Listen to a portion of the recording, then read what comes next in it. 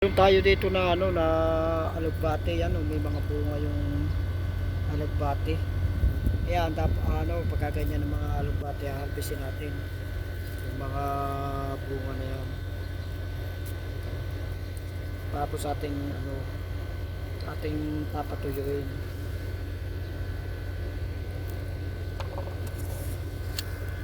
Ayan, lagay natin dito yung mga kuha. Yan, kukuha natin ganyan. Tapos ating itatanim. Yung mga pagay na tuyo ating itatanim. Meron ako dito yung mga tuyo na roon na kuha ating itatanim ngayon. Panghuha lang natin ang panghuha nito. Kaya yung alugbate natin, yung bawa kayo nakabili ng ng alugbate, yung tangkay niya, yung itanim niyo yun. Tapos yung tangkay na yun yung madaling mamunga. Lalo na kung yung mabibiling alugbate na parang nag-uumpisa ng mamunga. Ako siya yun madali na kayo makaka-harvest doon ng mga buto. Itong alugbate na ito, tinapon lang ito na yung yung kabilang nagtatanim dyan. Tapos ang ginawa ko, nilimot ko kasi sayang naman. Tapos ang ginawa ko, itinanim ko rito. Yan, kaya ang kagandahan, namunga siya. Tapos ito nga yung mga kuwang ito, yan ngayon ang ibibilad natin. Yan, dito sa ibabaw ng breaker na ito, dito ako nagbibilad yan. Walang yan. Ayan natin tiyang matuyo diyan. Tapos kapag ay natuyo na, itatanim natin. Tapos meron ako dito yung una kong pinatuyo dyan, yun ngayon ang ating itatanim. Yan ang ating alugbate.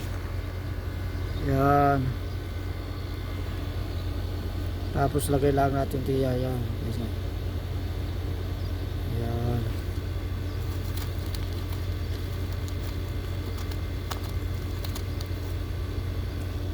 Yan.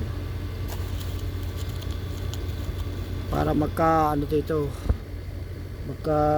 alugbate rin yan.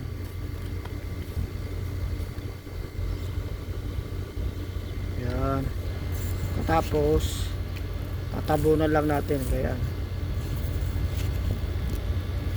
yan. Malintin natin siya inihukay. Tabunan na lang ganyan yan. Yan. Dito tabuhan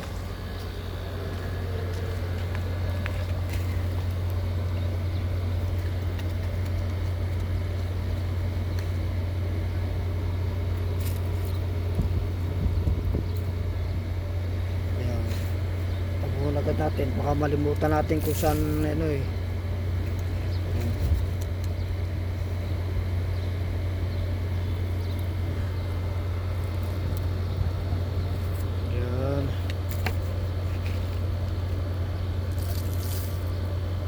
ganun lang. Kaya pagka tatanim, patong lang natin ang patong dun sa sa lupa. Yan. Yan. Tapos wala nang problema dahil kasi meron naman tayong pagtabo. Ayan. Yan. Dito naman tayo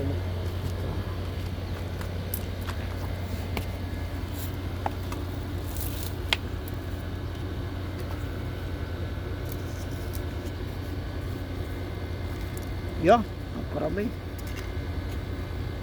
Kaya mahirap din nga yung guho.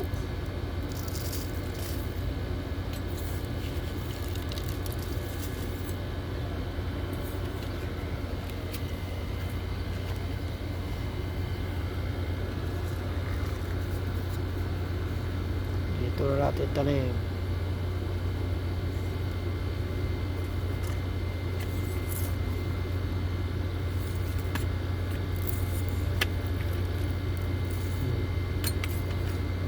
Madali. Maganda kasi yung yung alugbate. Alugbati kasi ano, kagandahan na yan. Ano, namumunga. Tapos yung mga bunga niya, kada isang bunga, isang buto. Yan, kaya tabon-tabon lang na ganyan. Kaya magandang madaling itanim yung kaya mga alugbati. Yung ating blackberry dito, bunga na. Blackberry. Yan, ganyan. Pagka nausunod, si Ala, doon naman tayo magtatanim sa bandaria ng alugbati. Maganda yung yung alugbati. Kano kasi yan, lalo sa atin, tayo medyo may edad na rin. Maganda yan, kasi para sa umaga, na tayo, alam yan, pupunta tayo sa uwan, madali tayong dahil kasi maganda yan, malandas. Kaya maganda yung alugbati. Tsaka yung alugbati, gamot pa yan. Masarap pa. Gigisa mo nga yung yung alugbati, sama mo yan ng sardinas. Ayos na eh. Talagang makakakain-kain ka na ng maraming kanin. Alugbati, kaya huwag kayong magpawala ng alugbati. Pagka wala kayong alugbati, bumili kayo sa online. Yung mga bibili naman na photo dyan sa online. Kaya wala kayong alugbati. Pero pag kami kayong mga kawit-bahay na yung mga talim na lang. O kaya sa palengke, bumili nga kayo ng talbos ng alugbati sa palengke. Tapos yung mga kaputol na yun, itanim nyo sa sa inyong garden. Kapag kayo nakakuha, kabilis na yung lumago sa atin. Dati ako meron akong nadaanan, may tanim na alugbati. Tapos ang ginawa ko, humingi ako ng ilang piraso, tangkay. Tapos tinanong ko doon sa amin, lumago ng pagkakalagaw. Yung aking puno doon yung sa bako, kinalata ng alugbati. Talaga namang pag ako nasa bahay kuwan, ay talagang ang yung kuwan may gulay ka na, ulam pa. May ulam, sinamahan niya masarap din talaga pagka nasamahan mo siya ng sardinas. Talaga namang malasa. Ang dami mo makakain na kanin kaya maganda yung alugbati. Ganyan ang alugbati. Kaya kita nyo sa dahon ang ganda na kanyang dahon. Tsaka ang sarap niyang masarap yung kainin. Tsaka kahit ipuin, ang lambot-lambot ng kanyang dahon. Kita nyo itong alugbating ito, may buko na siyang bulaklak. Yeah. Pero pa dyan sa mga ilailalim naibabawan kasi siya ng kalabasa ng ating alugbati. Hinayaan natin ibabaw yung kalabasa at saka yung pati yung mga kamatis. Buhay naman siya kahit paano. Ang kagandahan dyan sa alugbati, hindi siya maselan kahit siya yung mga natatakluban siya diyan ng ibang mga halaman. Hindi siya namamatay, hindi gaya ng ibang halaman. Ayan ang kagandahan sa sa alugbati. Kaya pala hindi pa nakapag-subscribe, subscribe tayo. Kaya ganyan lang pagkatanim ng alugbati, napakadali lang. Pwede naman yung mga tangkay, pero maganda rin yung mga buto kasi mga buto mas matataba siya.